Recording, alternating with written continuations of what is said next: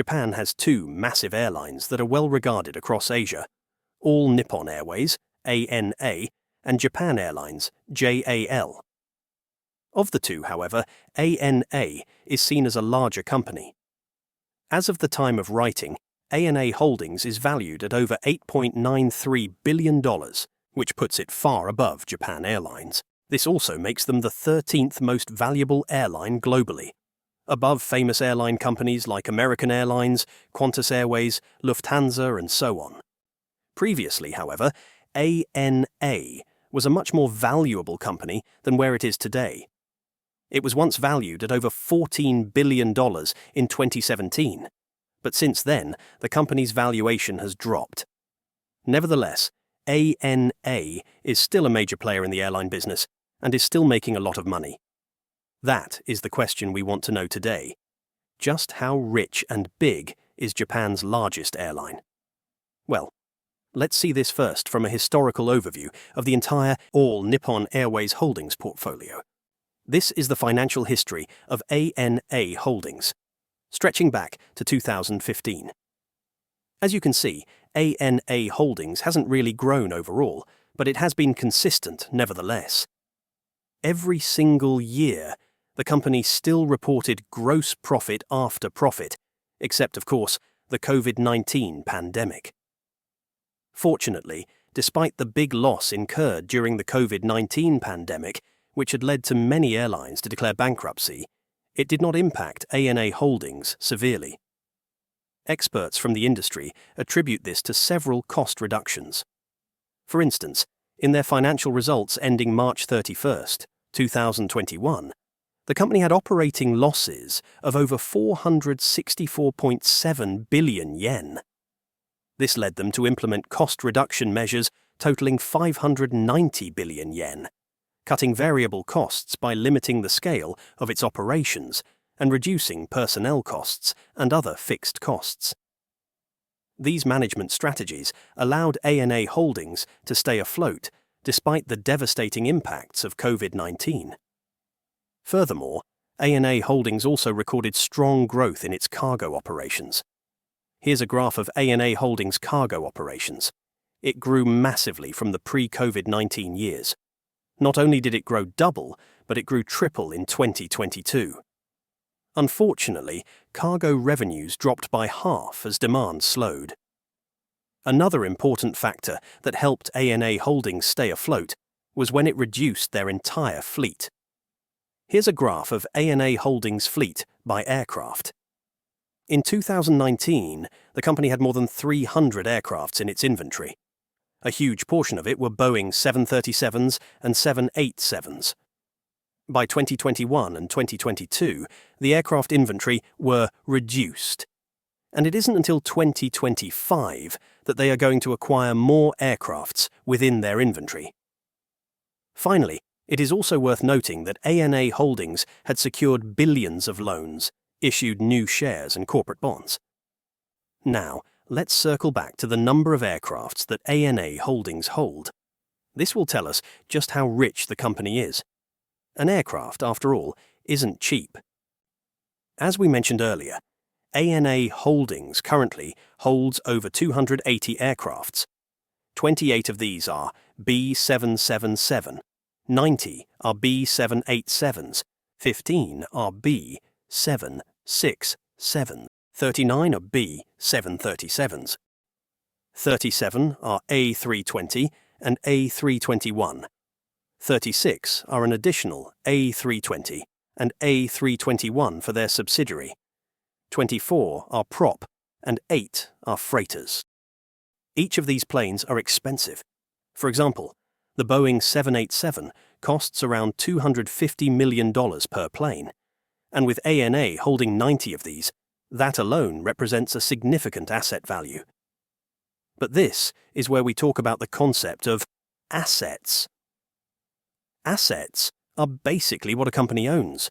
It could be land, equipment, money itself, or in ANA Holdings' case, aircrafts. Currently, ANA Holdings has total assets of over $23.5 billion. That is no mere small figure. Just compare that to Japan Airlines. Japan Airlines' total assets is $17.5 billion. Now, what we have yet to discuss so far is ANA Holdings' corporate structure. This is important because ANA Holdings is not just the company All Nippon Airways. If you've ever flown in an All Nippon Airways aircraft, then you'd probably already assume that we are talking about this very brand, right? Well, not just this brand. ANA Holdings is itself an owner and operator of several other major airline brands. The All Nippon Airways, which is its famous brand, accounts for a huge portion of the company's operations. Here's a graph of All Nippon Airways operating revenues. This is divided by their international and domestic passengers, which shows that international passengers take up the most revenues as compared to domestic, but domestic is still substantial. Then there's also their international cargo business. The subsidiary of ANA Holdings is a brand name known as Peach. It is their low-cost carrier and also contributes a fair amount of revenues to the overall company. As of their recent introduction, they also now operate Air Japan, which started operations in February 2024. They are estimating that the subsidiary will rake in over 15 billion yen in revenues. Now, let's talk about an important part of an airline: their profitability. Airlines aren't really the most profitable business out there. That's because they operate in a highly competitive industry with substantial operational costs. Unlike tech companies or financial firms, airlines are subject to a unique set of challenges, including fuel costs, maintenance, labor expenses, and regulatory requirements. To understand how profitable an airline is, you have to understand a concept called load factor. It is a key metric that indicates how efficiently an airline fills seats on its flights. In simple terms, the load factor measures the percentage of available seating capacity that is actually occupied by paying passengers. For airlines like ANA, maintaining a high load factor is crucial to profitability, as it maximizes revenue potential for each flight. On average, 75 to 85%, with anything above 80% considered strong performance in the industry. Let's see just how well they did. Here's the data from their annual report. It shows that their load factor for international passengers was 77.3%. An increase from the prior year of just 73.6%. Unfortunately, for their domestic business, the load factor wasn't that good. But if you actually zoom out and see older datasets, it's actually the highest since 2013. Their Peach airline brand, on the other hand, had recorded a substantial load factor of over 86.7%. Well, considering the difference in prices, it makes a lot of sense.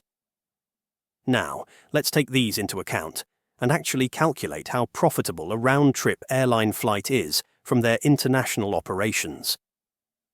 Let's check a long-haul flight from Tokyo to New York. This will be a quick calculation just to see how profitable one flight is, and it will tell us just how expensive it actually is to fly in an All Nippon Airways aircraft.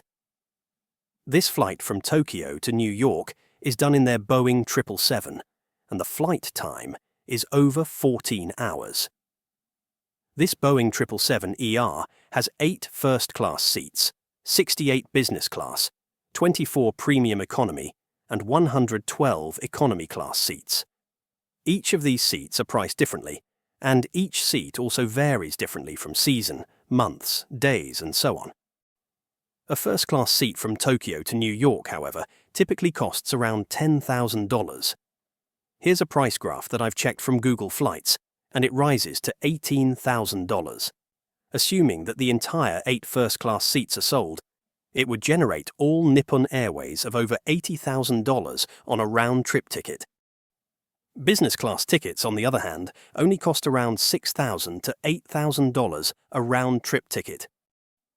To have the entire 68 seats sold, it would generate about $476,000 to $544,000 in revenue. Then, the premium economy tickets are typically priced at $3,400.